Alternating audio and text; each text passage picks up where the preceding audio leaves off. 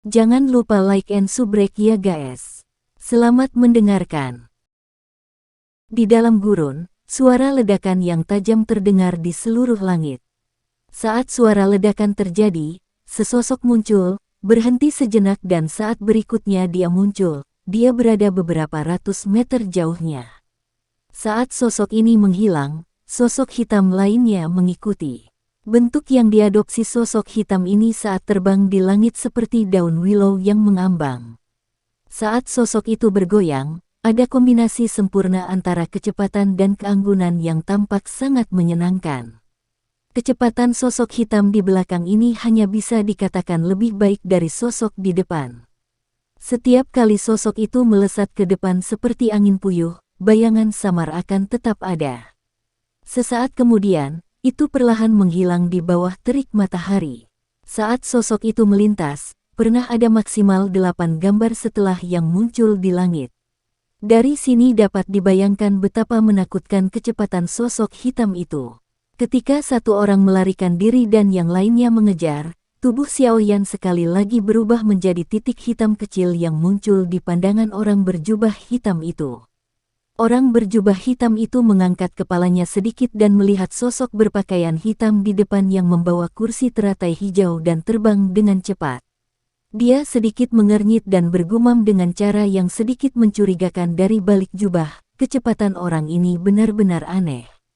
Selama penerbangan, tidak ada doki yang tumpah. Kontrol sempurna ini sangat jarang terlihat. Petik 2. Mengapa saya tidak pernah tahu bahwa orang sekuat itu muncul di dekat gurun Tager? Kecepatan semacam ini adalah sesuatu yang bahkan tidak dapat dibandingkan dengan beberapa Do Huang. Jika saya tidak memiliki Wind After Images, teknik Do kelincahan yang meningkatkan kecepatan saya tidak akan dapat memperpendek jarak antara dia dan diri saya sendiri. Tapi meski seperti ini, sepertinya aku masih kesulitan mengejarnya. Di bawah jubah hitam, sepasang alis panjang dan sempit yang tampak seperti gambar semakin dirajut, mengungkapkan keraguan pemilik di dalam hatinya. Saya tidak bisa terus membiarkannya berlarut-larut seperti ini. Kalau tidak, jika badai pasir akan terjadi, aku akan kehilangan targetku. Setelah perlahan menghembuskan nafas dengan wangi seperti anggrek, sepasang tangan seputih salju keluar dari lengan baju berwarna hitam. Mereka perlahan membentuk segel dan dengan lembut bergumam, aku akan bisa menyerang pada jarak 500 meter. Sekarang, ada sedikit lagi yang tersisa, aku akan mempercepat. Petik 2. Saat suara itu jatuh, jari kaki orang berjubah hitam itu dengan lembut menekan di udara. Tubuhnya dengan anggun berputar di udara dan bayangan tertinggal di tempat aslinya. Tubuh aslinya secara aneh menghilang dan ketika muncul lagi, itu sudah lebih dari 100 meter jauhnya. Guru, kami sepertinya telah memprovokasi sarang lebah. Merasakan suara angin aneh di samping telinganya, sudut mata Xiaoyan melirik ke belakang. Dia melihat orang berjubah hitam berkedip dan tidak bisa menahan tawa getir di dalam hatinya. Orang yang datang adalah Do Huang itu, tidak heran dia bisa menyusul. Yao Lao menghela nafas dengan lembut. Segera, dia menggoda. Saya pikir orang berjubah hitam itu sepertinya memiliki kesan yang baik tentang Anda. Mengapa kamu tidak mencoba dan melihat apakah dia akan melepaskanmu? Petik 2. Asteris batuk asteris, lupakan saja. Terakhir kali, dia mungkin menunjukkan belas kasihan pada aku yang kecil menyedihkan. Kali ini berbeda. Daya tarik sesuatu seperti api surgawi terlalu besar. Dia dan saya bahkan tidak kenal. Selama kepalanya tidak pernah terjepit di antara pintu, saya pikir dia akan menghabisi saya dengan sangat tegas, tanpa ragu sedikit pun. Mendengar kata-kata Yao Lao, Xiaoyan tertawa terbahak-bahak. Dia akan mendesak Yao Lao untuk mempercepat saat dia merasakan jantungnya menegang. Semua rambut di tubuhnya berdiri saat ini. Hati-hati, dinding angin berputar. Tangisan dingin yang acuh tak acuh dan suara tergesa-gesa Yao Lao tiba-tiba terdengar bersamaan. Saat tangisan ini jatuh, jarak puluhan meter di depan Xiaoyan mulai terdistorsi. Dinding esensi yang benar-benar diaglomerasi oleh angin kencang tiba-tiba menjadi tajam. Di dinding, bilah angin yang tak terhitung jumlahnya berputar dengan liar. Melihat penampilannya, siapapun yang menabraknya akan langsung dipotong kecil-kecil dagingnya. Dengan mata lebar, Xiaoyan menatap dinding bilah angin yang dia tutupi. Pada saat itu, matanya menyusut menjadi seukuran lubang jarum. Meskipun dia berusaha mati-matian untuk istirahat, momentum Xiaoyan mendorongnya untuk terbang dengan keras ke dinding bilah angin. Wah, berhenti. Kekagetan di hati Xiaoyan menyebabkan wajahnya menjadi pucat. Tubuhnya sekitar beberapa meter dari dinding bilah angin ketika api putih tebal tiba-tiba melonjak dari tubuhnya. Pada saat yang sama, tubuhnya membeku dengan tenang, seolah-olah tiba-tiba dipaku dengan kejam di udara. Bibir Xiaoyan sedikit bergetar saat tubuhnya diam-diam berhenti di udara. Beberapa sentimeter di depannya, dinding bilah angin yang sangat besar itu masih bergesekan dengan keras, seperti pulper. Banyak suara, kiang-kiang, terdengar, tampak sangat menakutkan. Beberapa tetes keringat dingin membasahi dahinya. Suara Xiaoyan bergetar sedikit, ini terlalu ganas. Serahkan, api surgawi. Saya tidak tahu siapa Anda, tetapi menyinggung alkemis tingkat 6 bukanlah keputusan yang bijaksana. Suara dingin yang tenang perlahan terdengar dari belakang Xiaoyan. Ada sedikit terengah-engah dalam suara itu. Jelas, serangan mendadak ini menghabiskan sedikit energi bahkan untuknya. Guru, bersiaplah untuk sekuat tenaga. Mendengar suara di belakangnya, Xiaoyan menghela nafas lembut. Rencananya untuk melarikan diri sudah gagal. Sekarang, yang tersisa hanyalah konfrontasi langsung yang paling tragis. Saya akan mencoba yang terbaik, tapi saya masih mempertahankan kata-kata saya. Aku bisa melindungi hidupmu dalam pertempuran dengan Do Huang, tapi aku tidak bisa menjamin hal yang sama untuk api surgawi. Yao Lao menghela nafas dan berkata tanpa daya. Mendengar ini, Xiaoyan tertawa tersenyum, tanpa hidupku, apa gunanya memiliki api surgawi? Lebih baik melindungi hidupku. Petik 2. Menarik kursi teratai dengan tangannya, Xiaoyan menatap api di intinya dan dengan lembut menghela nafas. Suaranya agak serak setelah terbang sekian lama, baiklah. Kamu menang. Ambil barangnya. Saat dia berkata, Xiaoyan dengan sembarangan melemparkan kursi teratai hijau di belakangnya. Pada saat kursi teratai hijau lepas dari tangannya, kaki Xiaoyan tiba-tiba melangkah ke udara. Sepasang sayap di belakangnya mengepak dan tubuhnya melesat ke tanah. Melihat bahwa Xiaoyan menjawab dengan tegas, orang berjubah hitam itu jelas kehilangan sesaat. Dia melihat kursi teratai hijau yang perlahan melayang dan kemudian menatap Xiaoyan yang tiba-tiba melarikan diri dengan ganas. Setelah ragu-ragu sebentar, dia menyerah untuk memblokirnya. Sayap di punggungnya mengepak dan dia menerkam menuju kursi teratai hijau untuk merebutnya kembali. Sama seperti orang berjubah hitam itu sedikit lebih dari 10 meter dari kursi teratai hijau, kekuatan hisap yang ganas dipancarkan dari tanah dan teratai hijau di udara segera ditembak jatuh. Hehe, maafkan saya. Setelah mendarat di tanah, Xiaoyan memberi isyarat dengan telapak tangannya. Kursi teratai hijau sekali lagi mendarat di tangannya. Merasakan kehangatan itu, Xiaoyan tertawa tapi tidak berbalik. Sayapnya mengepak dengan keras dan pasir kuning di tanah berenang ke atas. Hanya dalam beberapa saat, itu tersebar di seluruh langit. Dengan tubuhnya melayang di udara, orang berjubah hitam itu dengan dingin menatap pasir kuning yang menutupi penglihatannya. Dia mendengus dingin, mengabaikan pasir kuning. Tatapannya menyapu ke bawah di tengah pasir kuning. Tangannya yang halus dengan cepat membentuk segel sebelum dia dengan lembut berteriak, "Square Wind Wall." Saat suaranya jatuh, 4 dinding angin besar tiba-tiba muncul dan menutupi seluruh area dalam jarak 100 meter. Begitu dinding angin muncul, Xiaoyan, yang berencana menggunakan pasir kuning untuk menutupi pelariannya segera berhenti. Dia dengan bodohnya memperhatikan dinding angin besar beberapa meter darinya.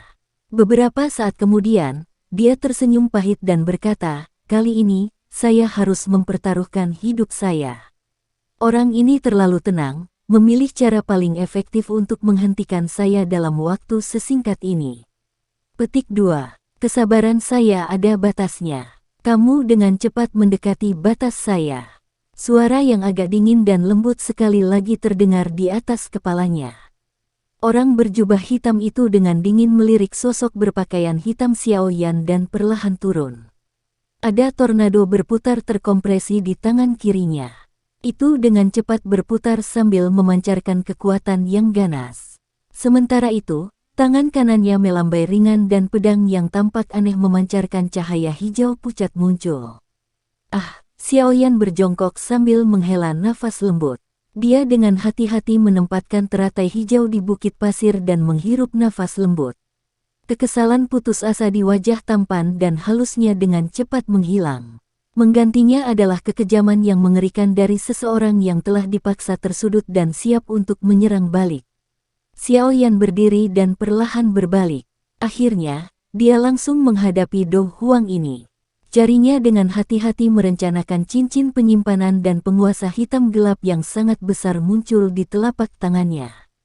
Xiao Yan memegang penguasa suan berat dengan erat di tangannya dan memasukkannya ke dalam gundukan pasir. Mengangkat bahu ke arah orang berjubah hitam, dia berkata sambil tersenyum, "Kamu seharusnya sedikit terkejut melihat wajahku, bukan? Pemuda yang diselamatkan oleh kalian semua secara acak di gurun akan menjadi orang yang paling membuat sakit kepala." Petik 2. Kejutan, memang sangat kaget. Kejutan Do Huang dengan cepat mencapai titik kejutan ekstrim. Saat Xiao Yan membalikkan tubuhnya, tubuh orang berjubah hitam itu tiba-tiba menegang. Mata indah di bawah jubah hitam itu dipenuhi dengan keterkejutan saat mereka menatap wajah tampan dan halus yang mengenakan senyuman. Dia tidak menyangka bahwa orang yang hampir menyebabkan kelompoknya gagal di saat-saat terakhir adalah orang ini. Ini tidak hanya mengejutkannya, ini memberinya kejutan seperti disambar petir. Di bawah jubah hitam, dada orang berjubah hitam jelas naik dan turun sekali.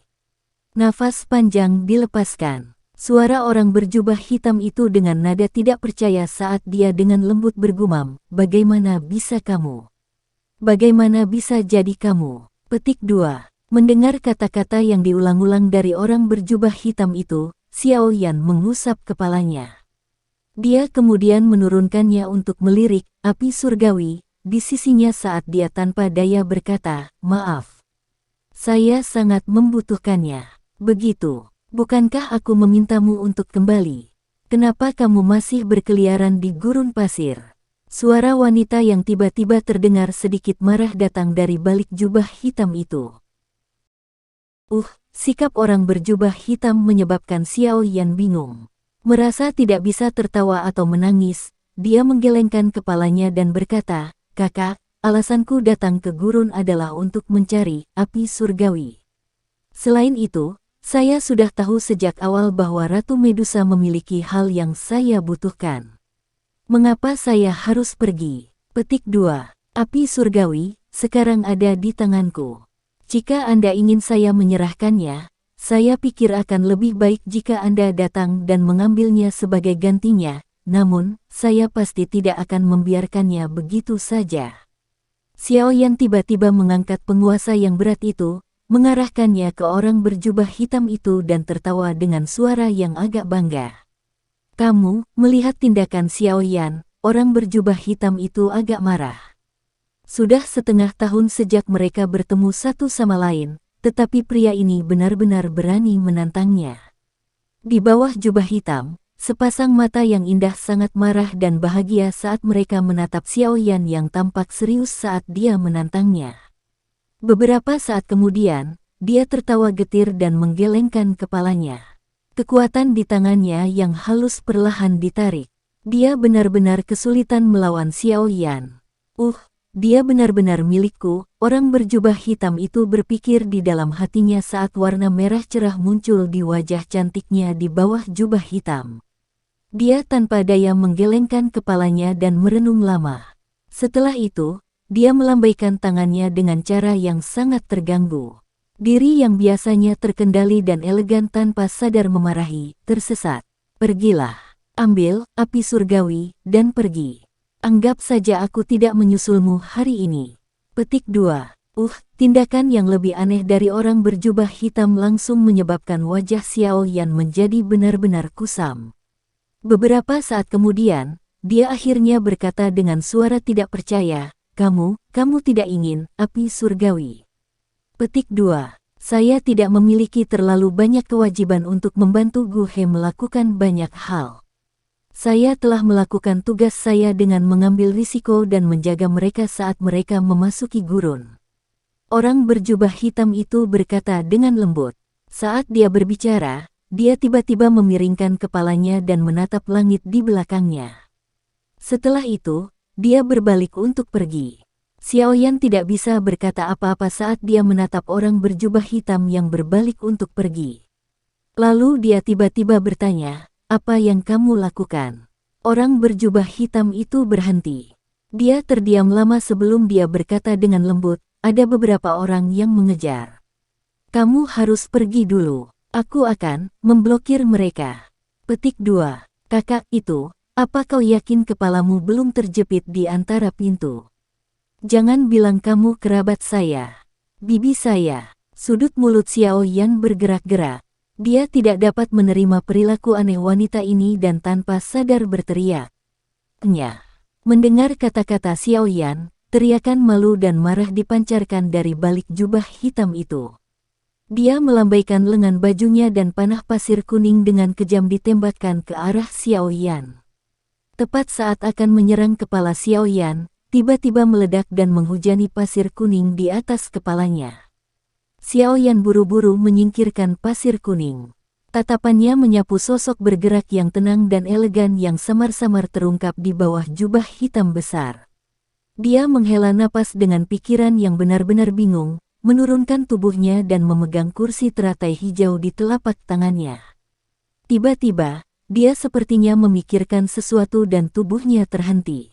Dia tiba-tiba mengangkat kepalanya dan menatap tajam ke arah pedang panjang aneh yang membawa lampu hijau di tangan orang berjubah hitam itu. Perlahan, sosok orang berjubah hitam itu bergabung dengan sosok Do Huang yang mulia dan cantik yang berani menghadapi Amethyst Winged Lion saat itu hingga tidak ada perbedaan di antara mereka karena mereka serasi dengan sempurna. Seolah-olah petir menyambar kabut kebingungan di dalam pikirannya. Nama elegan yang tidak bisa dilupakan Xiao Yan secara bertahap muncul dari dalam ingatannya. Setelah itu seperti merek yang dengan kejam mencap dirinya sendiri di benaknya. Saat nama ini muncul, tindakan awal orang berjubah hitam itu, yang bodoh sampai menyedihkan, menyebabkan ujung hidung Xiao Yan memerah. "Yunzi, apakah itu kamu? Haha, aku sangat mencintaimu. Haha." Dari dalam langit yang dipenuhi badai pasir, tawa Xiao Yan yang sangat senang dan tidak terkendali tiba-tiba mengikuti angin liar yang menari dan ditransmisikan ke telinga orang berjubah hitam itu. Pada saat ini, tubuh cantik orang berjubah hitam itu tiba-tiba menegang. Tubuhnya yang halus dan kurus ditiup angin kencang seperti bunga peoni cantik yang bergoyang tertiup angin, tampak mulia dan anggun. Sekian dulu ya guys. Terima kasih sudah mendengarkan, bye-bye.